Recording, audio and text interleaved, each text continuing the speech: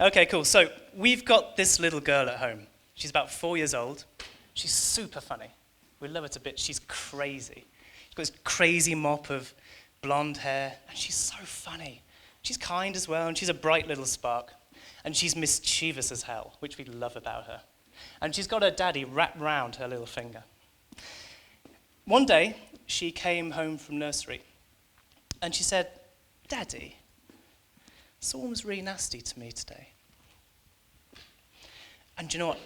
I didn't read too much into it, because I thought, kids, they're just trying to bumble their way through life like everyone else, try and figure out these complex rules of how to live and not be nasty to people. And it's complex for small people, like these young little toddlers. But then it happened again, and she came back and said, "Daddy, someone's been really, really nasty." And then it happened again, and again, and again. And all of a sudden, it had been 2-3 weeks. And we couldn't believe it. We realized that she was being bullied. At this age, I didn't even realize that this was a thing. Maybe I'm naive. And we spoke to the nursery, and do you know what? They were great. They were brilliant. But the problem with this kind of bullying is that it often happens backstage, doesn't it? When no one's looking. And it got worse and worse. And the poor little girl, she'd be coming home from nursery sometimes in tears. And we've seen this sparky, happy little character just slowly withdrawing into herself. She'd talk about it at bedtime, and it'd be there with her when she got up in the mornings. I'd take her into nursery, and as soon as she'd see this other kid that was doing the bullying, she would physically recoil and hide behind my leg. We didn't know what to do. Our advice wasn't helping her.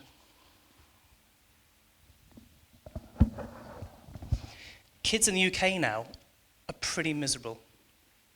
The Good Childhood Report by the Children's Society came out earlier on this year. And when the researchers were looking through all of the interviews and the surveys with kids, aged 8 to 17, what do you think the big common themes were that were coming through? What were the words that children were most using, more often than any others, to describe their lives, their environments and experiences? Friends, family, and bullying. 38% of these children said that they'd been hit by a classmate in the last month. 50% of them said they'd been left out by their peers in the last month. And do you know what? The rest of the report's pretty grim reading as well. But here's the headline for you. Out of 15 countries across Europe, Asia, and Africa, 28,000 children, I think they spoke to. The kids in the UK are unhappier at school than their counterparts and peers in pretty much any other country in the world. And it got me thinking, if this is the case for our children, what hope is there for the adults they become? What hope is there for the society that we're building? And do you know what? It's too late, because we've already built it. Because bullying is not just a schoolyard problem. It is rife within our organizations. It is an epidemic of the workplace, and we're not talking about it. The CIPD said a while back, they think that every year the UK economy loses 18 million working days to workplace bullying, sickness, absence. ACAS a couple of weeks ago said that the sum, cost and impact to the UK economy each year is £18 billion. And that's not even to think about the human cost. The destroyed careers, the wrecked home lives, the broken down relationships, the mental health, the suicides. And yeah, sure, we're good at legislating.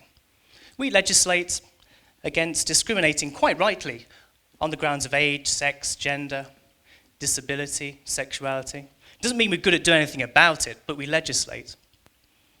But what about bullying?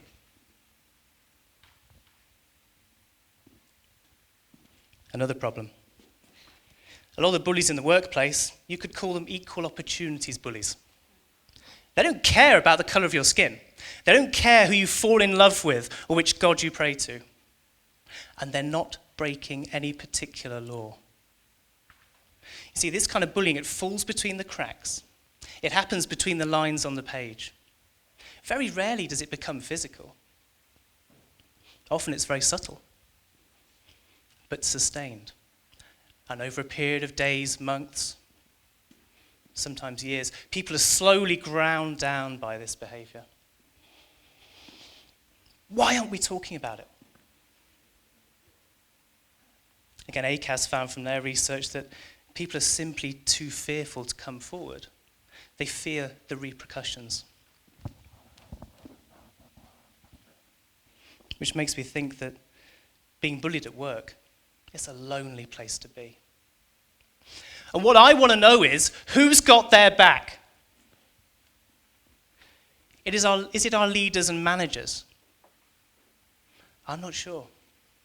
Because depending on which study you choose to believe, anything between 65 and 95% of instances of bullying in the workplace are committed in a downwards direction. Yeah, that's right. It's our leaders and managers who are doing most of the bullying.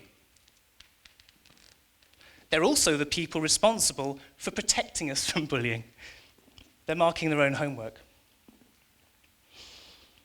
Robert Sutton said, "How we treat those less powerful than ourselves is as good a measure of human character as I know." I agree with that. But yet you show me those organizations bold enough, brave enough, of sufficient moral fiber to fire a star performer if they're caught bullying. This kind of bullying, it's got to be rooted out aggressively. It's not enough to sit back and wait for it to come to us and try and treat the symptoms reactively. When it comes to bullying, inaction grants permission. Inaction grants permission.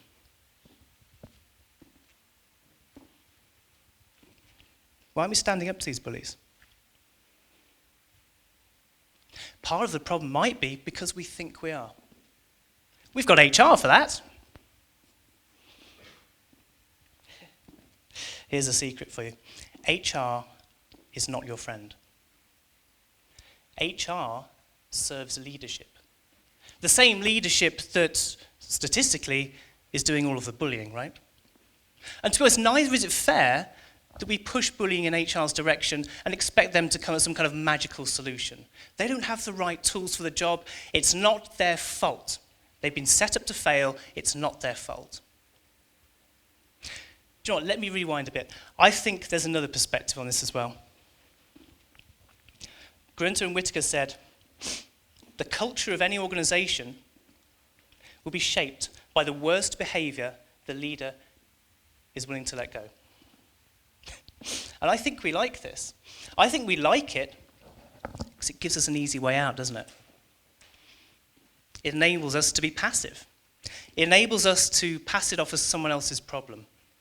It enables us to blame our leaders exclusively and walk away. And what is leadership anyway when it comes to bullying? Is leadership a role you have?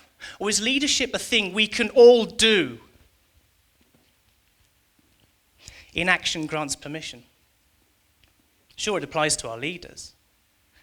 But our inaction grants permission as well. And don't tell me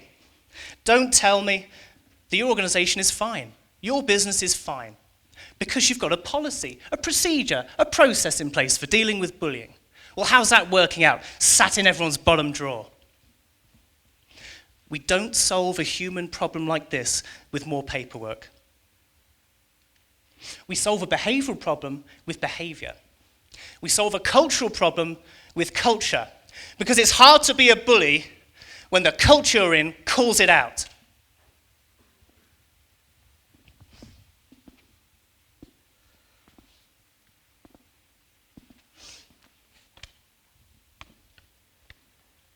And so it was getting worse. And poor little girl, she wasn't herself. We could see her slowly becoming more introverted every day. She lost all of her zest, all of that mischief that we love so much. We didn't know what to do. Our advice wasn't helping her. So we thought maybe we could take a different approach. we thought maybe if we could give her some really simple principles, something simple enough that a 4-year-old could understand, then maybe she could empower herself with this to take action. Sweetheart. Okay, I've got 3 rules for you.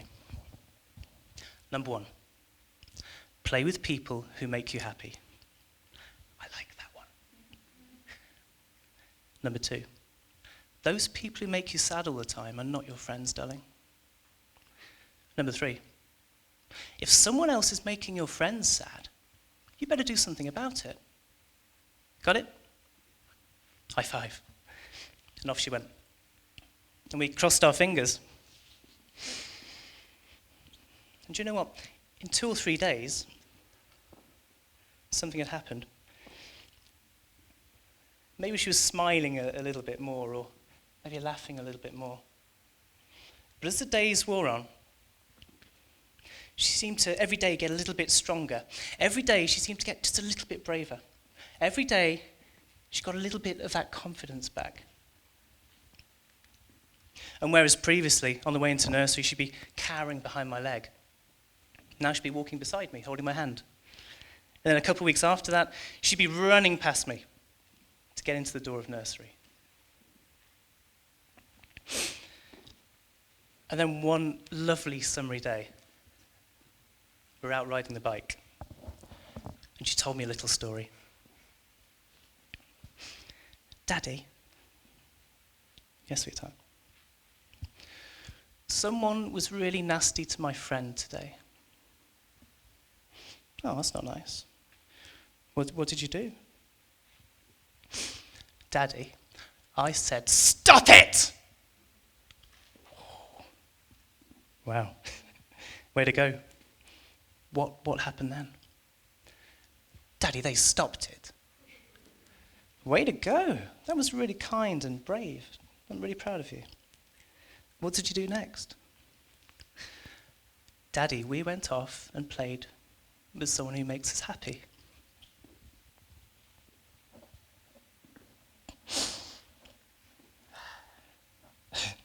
You can edit that out.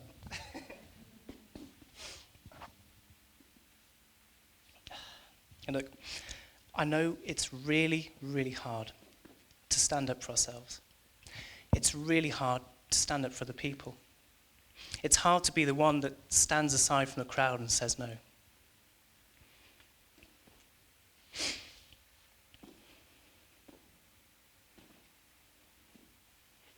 Needs bravery. But this is what this little girl taught me, that bravery is a heck of a lot easier if you've been empowered.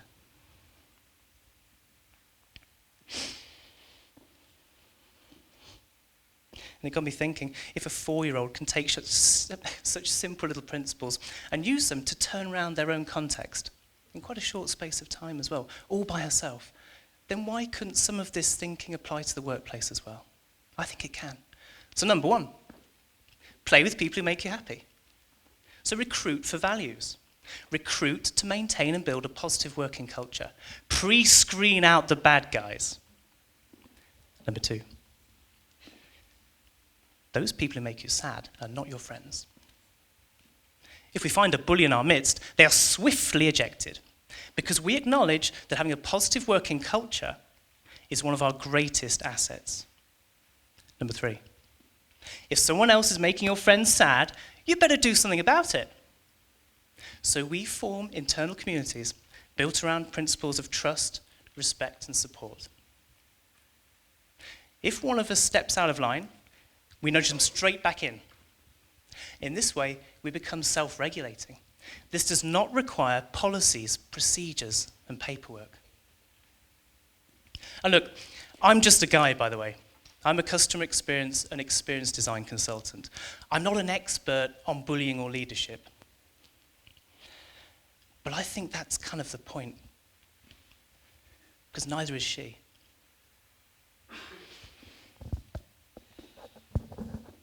And you know what? It's hard. It's hard to stand up for ourselves. It's hard to stand up for other people. It's hard to be brave. But here's the thing. If I can look across to my left and see that he's got my back, if I can look across to my right and see that she's got my back, and if I've got all of your backs, and if you can all go out and empower each other to be the ones brave enough to step aside from the crowd and say, stop it!